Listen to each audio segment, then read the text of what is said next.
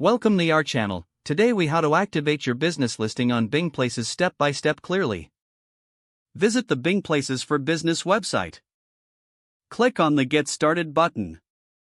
Sign in with your Microsoft account.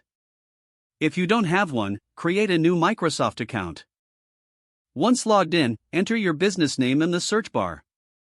If your business appears, select it from the list. If it doesn't, click on the Add Your Business link. Fill in the required business information, including name, address, and phone number. Select the appropriate category for your business. Provide additional details like website URL and operating hours. Verify your business location. Choose a verification method, either by phone or postcard. If you choose phone, enter your phone number and wait for the call. Follow the prompts in the verification call.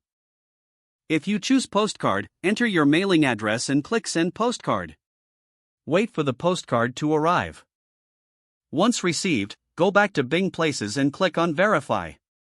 Enter the verification code found on the postcard. After verification, complete your business profile. Add photos and further details to enhance your listing. Review your information for accuracy. Click Publish to make your listing live. Monitor your listing and update it as needed.